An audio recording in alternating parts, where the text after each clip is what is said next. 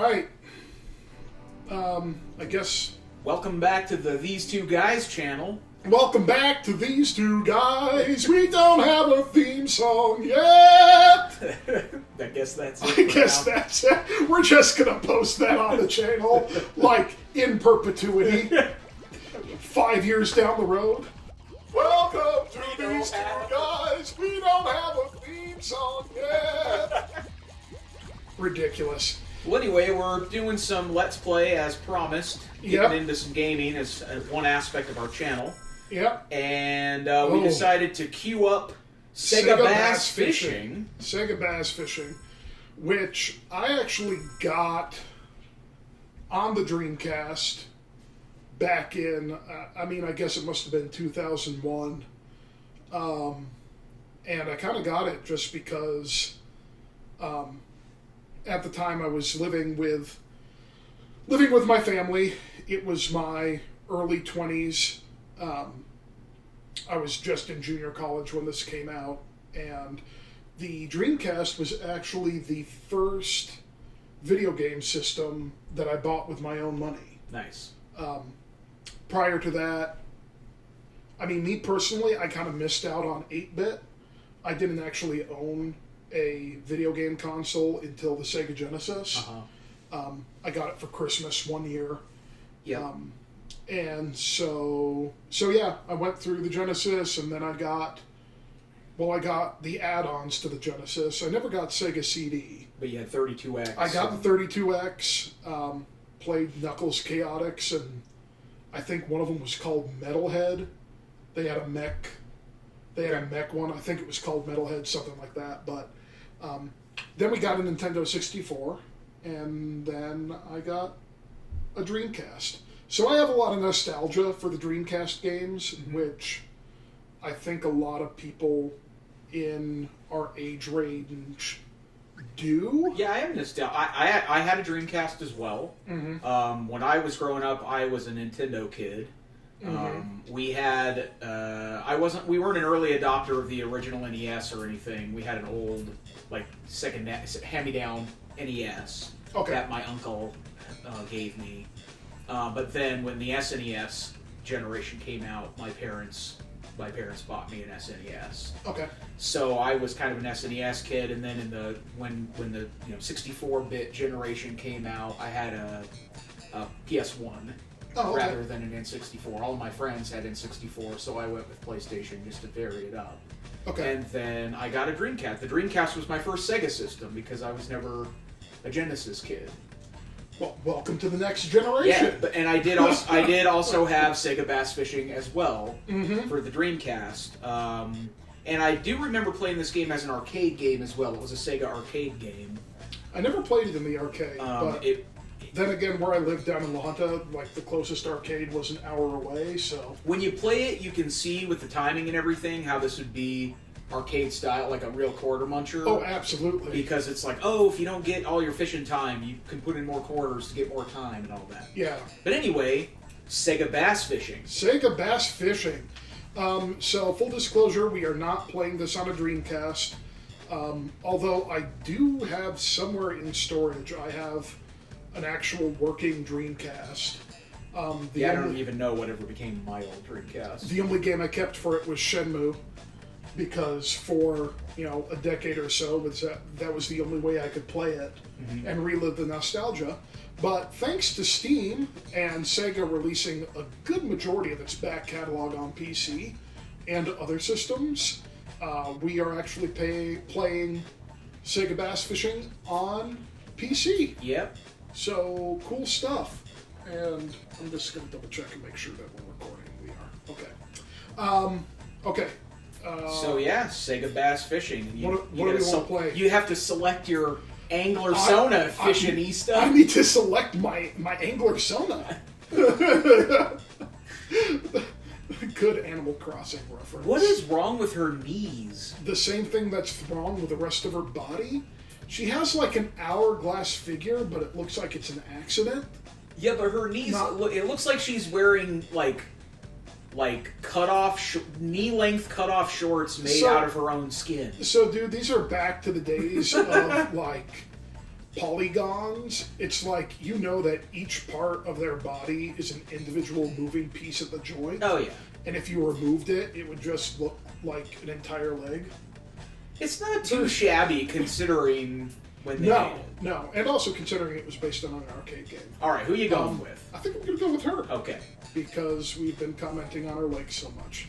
Oh, look at that. Yeah, you see how sassy she is? Oh, you gotta shoot. enter the name for your amateur tournament series passport. She is gonna be the Sega Bass Fishing Association. She's gonna be S.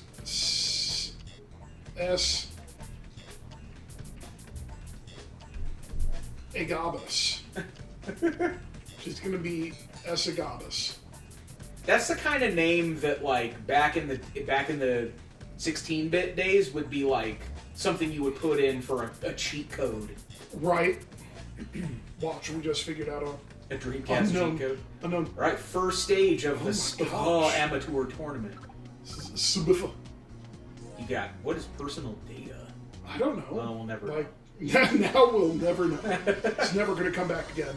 I don't have my VMU in the controller, so I'm not even... This tournament consists of 5 stages. All points from each stage will be added to determine the player's tournament ranking. Okay, thank you. Bye. We're at Lake Paradise. Ooh, Lake Paradise. I remember liking 67 degree Fahrenheit water temperature. I forget which level this is. This is the drawback of doing this game mode versus the arcade. Morning time start. You can't... Shallow crank bait. Okay, shallow crank. You got a spinner bait there, there's a deep crank. Sorry, that's just a great double entendre. Deep crank? Deep crank. Vibration, pencil bait, spinner bait. Actually, I had that discussion with my dad at one time, which he didn't think was super hilarious. So my dad is a big bass fisher. Uh-huh. And, one time I brought up, like, in my mid-20s, how it's funny how many fishing... You gotta get that bass. Oh, come on, you son of a bitch. Oh, a turtle! Can you catch the turtles? I can't even remember. You know, one time when my dad took me fishing, this was back when we were living in New York on Lake Champlain. Shout out to Port Henry, New York, if you're listening. I know, I'm turning the rod down. He did like a kids fishing tournament with me. Because he was a big bass fisher and he wanted me to learn that love too. During that tournament, I actually hooked a turtle. Nice. Yeah. I felt like he's like skimming the surface of the water now. Turtle's just cruising. Actually, at one point, like when I was like 4 years old, I almost caught a northern pike. Nice. But, like, on a kid's rod, like on a frickin'... It wasn't a Walmart, it was probably, like, Ames or something that we had back then. But it was like a Snoopy kid's rod. Nice. I almost caught a northern pike. My dad's a real bait fisherman, because I grew up here in Colorado. Oh, so did he. So he's like a bait caster? Yeah, so we would fish a lot for, like, trout, rainbow trout or brown trout, sometimes kokanee salmon, but usually trout. I forget how to do stuff. I don't know. Whoa! Dan! Oh! Can they make that a real thing? The Sega Bass Fishing... Dude, I want that freaking controller! Wood grain Xbox controller! Dude! Like, that is an awesome remote. It is. Somebody make that a thing. We need to look that up. You can reel fast with the triggers. Intro mode, area selection... The stick obviously controls your... I was looking for lure selection. So I don't want a crank. I want a spinner. My dad, if he's watching this, is probably like extremely sad that I don't know what kind of bait to use in this situation. Yeah. Because according to my dad, who played this quite frequently when I owned it, it's pretty accurate as far as it's a good bass fishing game. Water depth and which is actually something that was interesting to me, because before I went to Japan, I didn't know. I mean, before I went to Japan, I didn't go in blind. I had actually studied a bit about the culture and the food and the language and everything like that. But one thing that surprised me is all over the country, even in the cities. There we go. Got to get something to sing something about Yeah. and prizes. Got these bass interesting. You want that? There we Oh go. man, you missed out on that big boy though. That's all right. Fishing is actually huge in Japan. Oh yeah. Like, another thing my dad... Talk about my dad a lot, just because bass fishing. Yeah. Man, he is taking me to town. You got one of those young, energetic guys. My dad has discovered recently bass fishing YouTube channels, which he showed me a couple, and they're entertaining. I mean, there are no fishing with Bill Dance. Right, Bill Dance Outdoors. There's on TNN, the Nashville network. Nobody can top Mr. Bill Dance. Yeah. Legend. Just the legend. Oh, Bill it was Dance. so funny to watch the behind the scenes with Bill Dance. He was such an angry old cuss. like there were like shots of him getting a hook stuck in his finger and just bleeping out the entire scene. I mean, it's been a long time since I... Go fishing today. It's been a long time now since I more or less cut the cord on most basic cable. Yeah. I feel like they don't really have fishing shows like that They anymore. don't have things like... So, like, TNN was the Nashville network. Which weirdly ended up becoming Spike Yeah, after through a whole series of oh events. shit! Oh damn! Where'd he come from? Oh yeah, fish. Fish. Anyway, talking about my dad and Time's out. You can only fish until 10, and the time ticks by quick in here. talking about You lost to F King. a screen bomb. Oh no, you didn't lose to F King. You beat him. Garmstrong. Yeah, but you lost to Torscan Torscan. and H Summers. I was talking about Japan. Yeah. Fishing in Japan. Yeah, it's huge over there. And my dad has YouTube channels. So it's overcast. Water temperature 73. I'm gonna do a deep crank. See what I can get. I do have to say, even though its graphics are really dated, bumping this thing up to maximum on PC looks pretty. The colors look really great. Yeah, but Sega was always good at that. So anyway, your dad was watching Japanese fishing shows So on YouTube? no, but he follows a channel that is basically like a commercial for. Oh, there we go. There he was. There's my huckleberry. Like a commercial for this company that sells bass fishing gear, and they specialize in brands that come out of Japan. Okay. And so he thought I would find that very interesting, which I do. Yeah, it's cool. So yeah, when I lived in Osaka, I lived in a town called Izumiyotsu, which is kind of south of the city of Osaka. Mm-hmm. And yeah, a lot of people would fish in the ocean and stuff like that, but there's river fishing and lake fishing and everything, so yeah, fishing is really big in Japan. Yep. So after learning that, when I play fishing games out of Japan, it makes sense now. I'm like, okay, I get why this is so. First I get why it was made, and then I get why it's pretty accurate.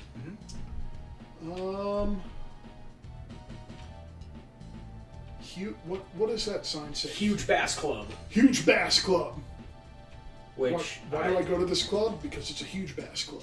Yeah, but I mean, you gotta I don't go to them small bass You need a clubs. huge bass first. I know. I am just being terrible. Well, there you go. He looks huge. You gotta get that one. Oh. Jerk. Man. Well, at least I know where they're living now. Yeah. Under the dock.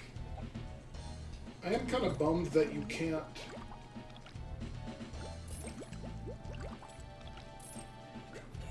There they come again.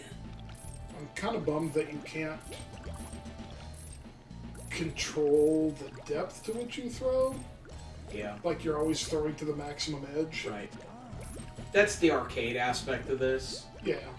Like when on the arcade machine, there would just be like a cast button that would just throw the line out at its maximum thing, and then there was like an actual like fishing rod and reel, rig thing that you could pull on it, but that had an arcade thing. So I'm sure that they must have had a controller like that for the Dreamcast. For the Dreamcast. Yeah.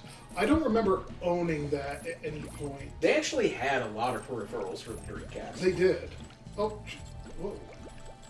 He was like freaking out. I actually had the keyboard. I had the keyboard because and the mouse. of like, I never really got into like Phantasy Star Online, which is the huge reason that thing sold. Or Typing of the Dead. I did. That's pretty much why I got it.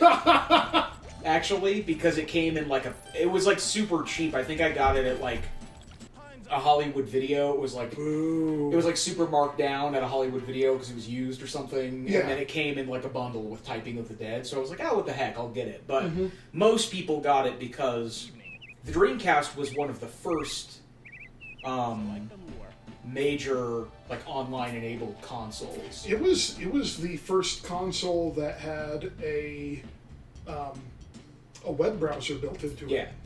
So, like, there were some other machines that had web-style abilities. There actually was a add-on to the Super Famicom, which is the Japanese version of the SNES, which had, like, some limited online capabilities that were pretty primitive. But the Dreamcast was the first one I remembered where you could, like, do, like Phantasy Star Online was basically an MMO. Yeah. And I never really got into that, but I remember people getting sucked in way before the World of Warcraft days. And that was back in the day when probably the most popular MMO was EverQuest. Oh, the Evercrack. Yeah. Oh, I had a buddy in college who was fell into the hole of EverQuest. He was an Evercrackhead. Yeah. And the first computer I got the first computer I got when I first went to college was this Sony Vaio desktop. And it came with, like, a free-to-play install of EverQuest on it. So there we go. Hold on. They were just trying to ruin your life. Yeah, I had a friend in college who, one weekend, I hung out with him. Oh, there we go. Fish! I hung out with him Friday night, and when I left, when I was leaving, he started playing some EverQuest, and in the morning at about like 9:30, I called him to see if he wanted to go to breakfast, and he was like, "Yeah, sure, come over." So I went over to his dorm room, and I got in, and he was playing EverQuest again. So I thought, there is something. No, he just wrong never with this. stopped. Yeah. He was just poop socking it all night long. He started playing at like 1:30, and he had played it all night. Gosh. He's like, I haven't slept yet. And it was like, that is crazy. I'm a gamer, and even I was like, that's unhealthy. I mean, I definitely had like some all-night game-a-thons. Oh, hell yeah. Throughout my gaming life, but yeah. Oh, shit! Where did he come from? He really wanted that. He wanted it bad. But yeah, I have nothing against MMOs or the MMO community or anything like that. But I never really fell into that whole scene. Yeah. I played a little bit of World of Warcraft when it was new, and I thought it was pretty cool. But I never, like... Woo! Special lure! Okay, use it. Okay. Straight worm. Straight worm. That was what they used to call me in high school. I was going to say, wasn't that the name of the drug dealer in Friday? Straight worm? Oh, dang, son. Straight worm's a good one. I wonder if they gave me straight worm because they were feeling sorry for me. No, maybe you caught the right fish that had the bonus lure stuck in it or something. I don't know how this game works.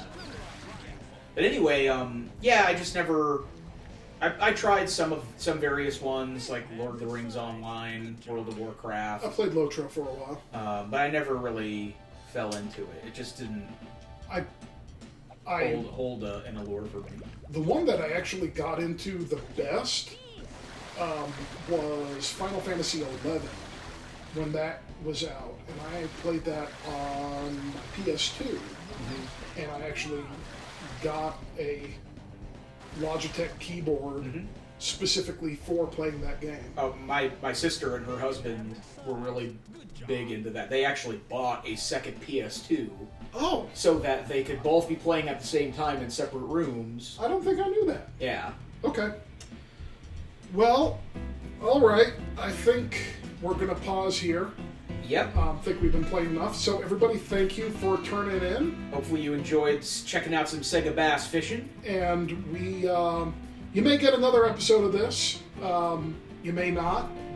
But we're going to keep doing food. We're going to keep doing culture. Travel when we can. We'll travel when we can. We'll keep doing fun stuff. Yeah. Yeah. It'll be fun. All right. See you next time, guys. All right. Talk to you later.